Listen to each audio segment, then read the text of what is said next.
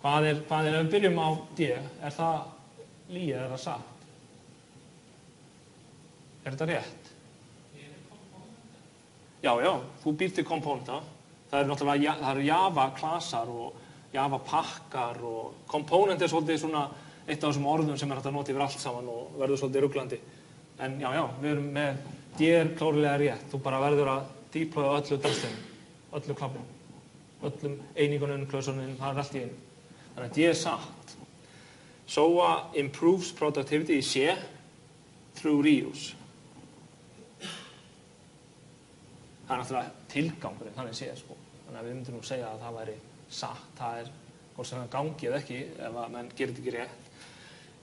No service can access other services data except using APIs. Verðum við ekki að segja að það sé líka rétt.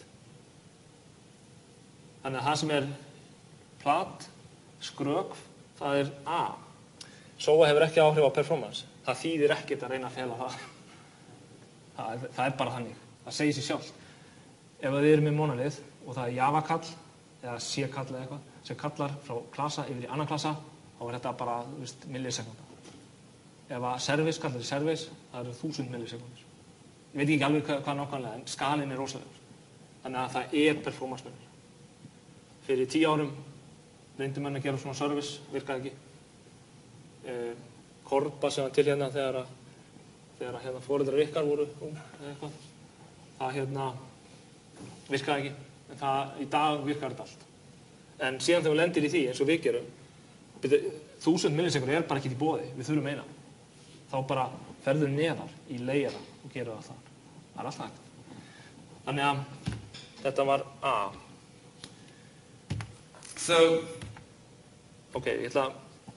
Nú skulum við hlusta á Chris tala drawbacks, það að segja vandamálinu við þetta.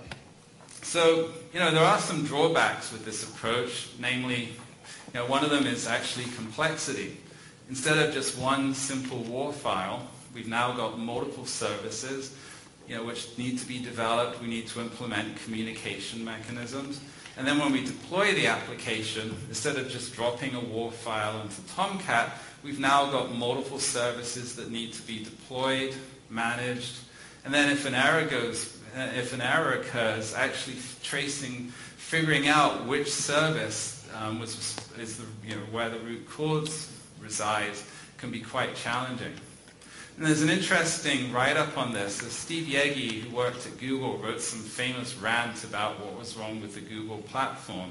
But buried inside that, there's a few really interesting nuggets of information about his experiences when he worked at Amazon and some of the pain they went through when they adopted this architecture.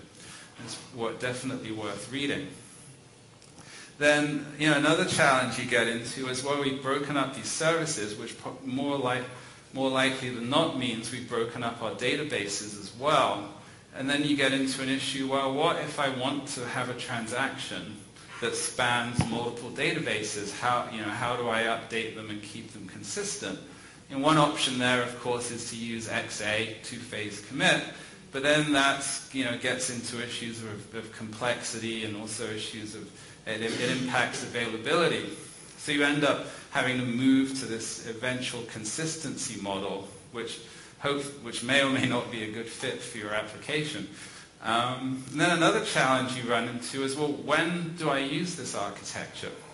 Because one problem you get into is, well, in the beginning, you don't actually have the problems that this architecture solves, right? You don't have problems of scale or problems of complexity.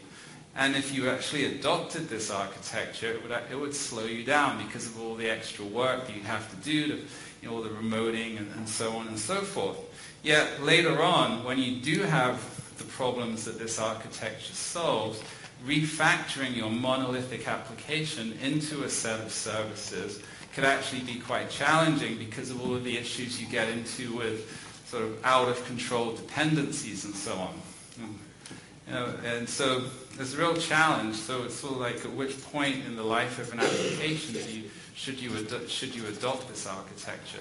I think most companies, they just end up biting the bullet. They just start off with a simple monolithic application which enables them to develop very, very rapidly until it gets too complicated, and then they just go, oh well, we'll just refactor at that point. So there's some challenges, but there are a whole ton of benefits. So number one, it lets you scale development. So you can have teams that can work on specific services independently. Each team can work independently of all of the other teams, and they can deploy, develop and deploy and scale their service without having to communicate too much or coordinate too much with any of the other teams. Among other things, that lets you rapidly update the UI, so you can run A/B tests and then use those results of those tests to update the UI and so iterate on the UI design very rapidly, which is quite good.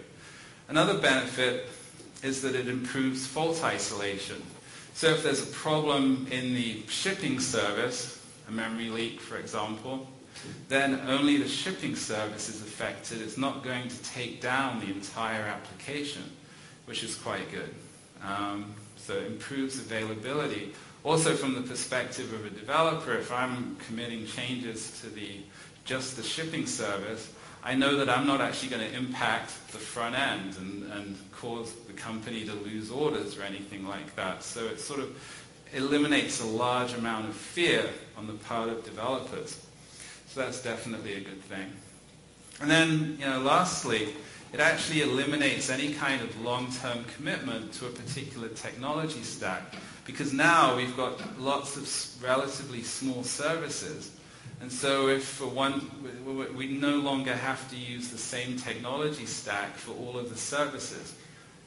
We don't want to have total chaos, but it means that for each service we can pick the best language and the best technology in order to solve the problems for that service. And it also means that if a new technology comes along, then we can rewrite one of our services to use that technology. In the Guardian talk yesterday, they described how they first experimented with Python and Django, and that didn't work out too well. So then they experimented with Scala, and so now they're using Scala. So it actually really enables you to adopt newer technologies much more easily. You're no longer going to be stuck using these obsolete technologies. So we're sort of entering this world of modular, polyglot, multi-framework architectures, which I think is really, really interesting. Þannig að við erum komin á þennan stað. Modular, polyglot, það þýðir bara hvaða mál sem er. Það er að segja,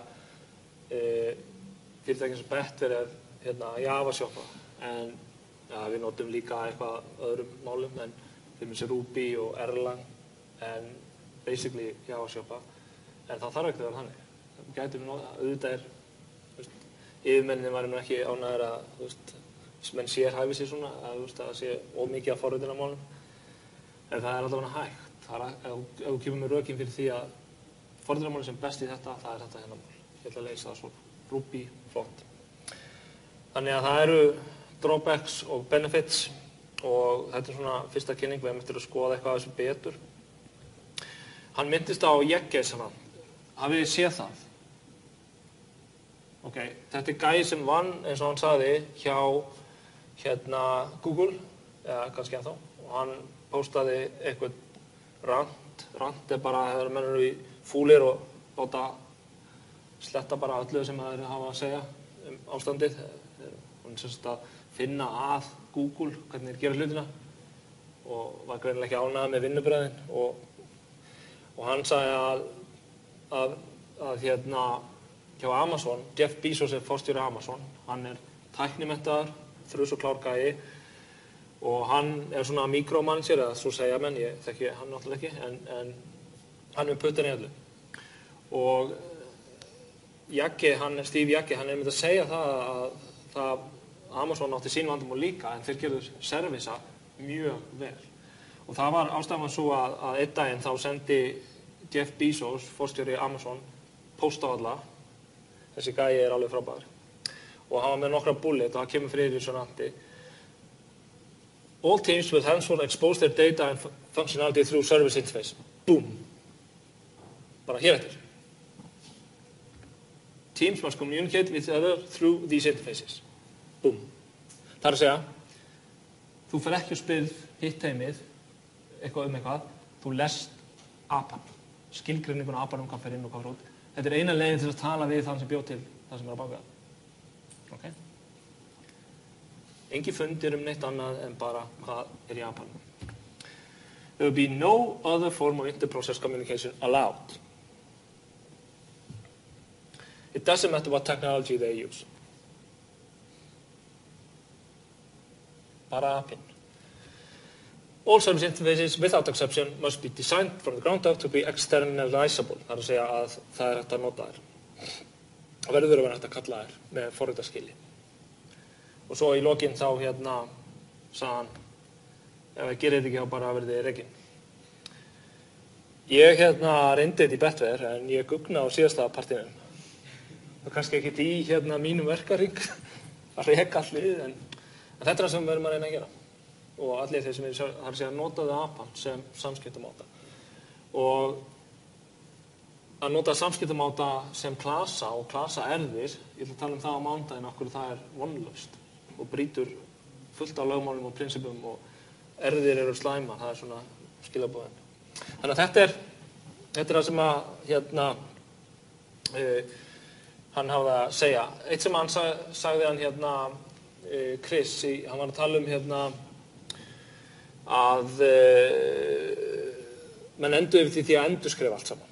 Altså betur að færa til kóða og svona refaktor og fullt af hlutum og menn enda yfir því þessu eftir nokkur ár þá er að endurskrifa allt kerfið. Kannast ekki við þetta? Það er allt ógeðslega flott og svo einhvern veginn þá fer allt í súpu og einhvern veginn svo endar með því að endurskrifa. Þetta er til lögmál sem útskýrir þetta og það er Conways lögmál nr. 2. Talaði ekki með nr. 1 síðast. Nr. 2 segir að það er aldrei tími til að gera hlutina rétt og vel, en það er alltaf tími til að endurskrifa allt frá grunni. Og þetta er svona skilaboð sem að maður á að senda project manageranum. Okay. Það þarf tíma í þetta. Við ætlum ekki að endurskrifa það. Það sem gerist, svona þegar tíminn líður, að það verður til það sem kallast technical depth, við getum kannski talað um það seinna. Pínulítil hlutir sem að ég hef ekki tíma til að gera þetta almennilega, búið til svona rétta apan, skilin, hann þetta vel, ég bara hendur þessu upp, sé hvað. Svo gerur þetta í nokkur ár, svo kemur, við þurfum að gera þessa breytingu. Já, þá þarf að breyta þessu. Þetta er svolítið mikið, þetta tekur alveg 5 mánuði. Þá fer management alltaf að verða meira og meira svona, það tekur allt svo með langan tíma, það enda með því að þeir endurskrifa allt, samþykkja það. Technical depth. There's never enough time. Ég ætla að klára á einföldu konsepti sem heitir layering. Og layering er svona, eins og ég ætla að segja, elsta triksi í bókinni. Þá tekur og ástæðan fyrir því ég vil tala um þetta er svo að við ætlum að nota þessa layera út námskeiðið. Altså við erum að tala um database layerinn og hennar layer og þennan layer. En það sem við gerum, þessi hugbúnaður, hann er óbúðslega flókinn. Þetta er gríðarlega flókinn hugbúnaður og ein leið til þess að ná yfir complexity, það er að bara búið til lög. Sjáu þetta er nú klassískur internet layerinn. Application layer, það er HTTP vinnur okkar og allir þeir görar. Svo ertu með transport layerinn, það er allt sem endar á P, protocol, TCP, UDP. Svo ertu með network layerinn sem er internet protocol. Síðan er bara komin í device-stræðar. Þannig að þegar menn er að búa til dæmis TCP, ég gerði það nú einu sinni, skrifaði TCP layer, það var mjög skemmtilegt. Þá ertu bara að hugsa að koma pökkum á milli og passa að það séu réttir í röð. Það er bara það sem þú átt að gera. Þú átt ekki að gera neitt fyrir ofan, sem er eitthvað application dót, þú átt ekki að gera neitt fyrir neðan. IP sér pakka sendingana, þú sér að það séu réttir í röð. Þannig að hlutverki er afmarkað. Og þannig að þetta er svona single responsibility principle þannig. Það er ákveðin kostir við þetta. Það er auðvitað að skilja lögin. Þú getur skipt lög, ég get tekið neðsta layerinn, sett eitthvað annað undir. Ég er ekki að nota Ethernet, ég nota bara Fiber eða ég nota eitthvað annað, gervinátta eitthvað og allt hitt virkar. Ég þarf ekki að endurskrifa starkinn. Mjög gott. Og það er þetta að minnka dependency-ana, hafa þetta lítið, það er náttúrulega sem menn reyna að gera. Og síðan er þetta rosalega gott til að standardisera eins og menn hafa, eins og dæmin sína. Og þegar þú býr til layer, þá er þetta búið til aðra layer ofan á. Alveg eins og þegar búið að búið til HTTP, þá fór menn að búið til applikationur ofan á það. Og svo annað ofan á það. Þannig að verður alltaf hærri abstraction layer. Þetta er eins og allt annað, það er ekkert frítt og það er eitt af því sem þið verðið að læra í þessu námskeiði að það er ekkert sem er svona silver bullet, það er allt með sínar kosti og galla og við þurfum sem arkitektar að meta hvort að kostinni séu betur en gallarnir í þessu tilfelli. Það alltaf ef. Ef við erum marga layera og það kemur til dæmis breyting í til dæmis lagskipt kerfi, það eru 7 layerar, það verið að sækja kostumerinn birtan í user interface-inu, allt í einu þá þarf að bæta við fíldi, breyta kostumernum, hugsanlega þarf að ferja þetta fíld upp eftir stakknum, breytir út allt. Man á að hanna API-in sína þannig að þú getur bætt við, það þurfi ekki að breyta hlutum, það er annað. Og síðan getur, ef það er ómikið að layerum, þá þarf að hoppa á milli þeirra, þannig að þetta náttúrulega tekur smá orku. En þannig að við viljum finna eitthvað jafnvægi í þessu. Þetta eru þessi 3 layerar sem að svona eru klassísku layerarnir. Svo er mann með alls konar útgáfur í arkitektum með eitthvað svona inn á milli. Til dæmis eru sumir með svona transport layer inn á milli sem að þá getur tekið hvaða fyrirspurn sem er og svo er umbreyting yfir í eitthvað internal dót sem að síðan sér requestið. Svo eru fleiri með svona, svo líka til arkitektúra sem að byggja á messaging. Þetta eru þessi 3, presentation, domain. Domain er business logic. Ég nota domain svona sem orð, það er þitt viðfangsefni. Ég er að búa til Otto-kerfi. Einhver annar er að búa til MySchool og þá er það, domain er þá nemendur og námskeið og verkefni og allt svona. Þetta er domain, sviðið okkar. Og vandinn er þessi að þetta bilið þarna á milli er svolítið óljóst. Og svo getur maður tekið mjög skemmtilega fundi hvort er til dæmis að raða lista í user interface, hvort er að domain logic eða presentation logic. Svo kemur einhvern sinni, þetta er bara presentation, ég hef heyrt bæði, það er mjög gaman að vera á svona fundi, fyrst sem hún gerir að segja, ég fari. Bara skiptir ekki máli. Það er svona gráa svæði, það er alltaf en það sem er klárlega domain, það er mjög mikilvægt að hafa það á sínum stað. Síðan er database-in, það er að segja persistent líka, það er kallað persistent líka. Tenging við gagnagrunnin og sá sem að gera, þegar að menn gera data layerin, þá verður þeir bara að hugsa það. Og það eitt sem ég ætla að kenna ykkur er það að þegar við erum að búa til klassana, þegar ég er að forrita data source layerin, þá er ég að hugsa ákveðna hluti. Og ég stundum talaði að þá með ákveðin hatt á hausnum, þá með database hatti. Þá ertu ekki að hugsa domain. Föllin þau heita insert, add og eitthvað svona dót. Þá ertu að hugsa database. Síðan ferðu upp á domain-layerinn, þá ertu að hugsa einhverja domain-virkni og ert með allt annan hatt. Síðan þú ert komin upp í user interface, þá ertu að hugsa klientinn sem er að nota þetta. Á þetta rautt eða gult eða hvernig það er. Þannig að við skiptum hatta eftir layerum. Þannig að þá er þetta komið. Við drögum þetta saman. Building blockið þann. Við erum með fullt af tegundum arkitekturum, monolithinn, ég er búinn að tala um hann, eitt build, eitt deployment, þetta er svona það sem við höfum verið að gera, margir gera, en það er erfitt að skala þetta.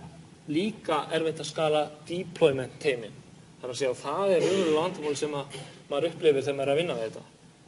Að ef eitt teimi gerir breytingu, og þá, ég hef lent í því dæmi actually, það er teimi sem er að vinna í að gera einhverju breytingu hjá einu lotteríinu viðskiptavin okkar og þeir klára breytinguna en það er ekkert release framöndan, breytingin er búin. Teimið þarf að gera eitthvað annað og teiminu er dreift yfir nefn okkur önnur teimi og það verður uppstokkun. 6 mánuðum seinna var release og það voru buggar. Og hvað er teimið? Það er horfið. Býtum, hvað er að gera? Þannig að fá þess sem gerði þetta, hann er að vinna í öðru verkefni. Algjör vitleysa. Þannig að þess vegna er mann alltaf að tala um þú hannar þetta, býr þetta til og deployar þessu og ert síðan við síman allan sólarhringinn eða skildi eitthvað klikka. Menn vilja það kannski ekki. En þetta má ekki gleyma því að þetta er líka mannlegi þátturinn í þessu. Svo er það SOA, blessa hugtakið SOA. Mér finnst skemmtilega að setja lightweight fyrir framann svona. Þá þýðir það að það er ekkert svona soap-dót. Þið með ekki móðgast ef þið elskið soap. En SOAP er svona, ég kem að því seinna, það er svona ákveðin arkitektúr sem er ekki sem bætir og miklu ofan á vefinn sem ég finnst óþarfi. En maður á ekki að hafa svona skoðun á hlutunum. Afsaka það. Síðan er það lagskiptingin. Ég held sem bara komið, eitthvað spurningar áður en við hættum í dag.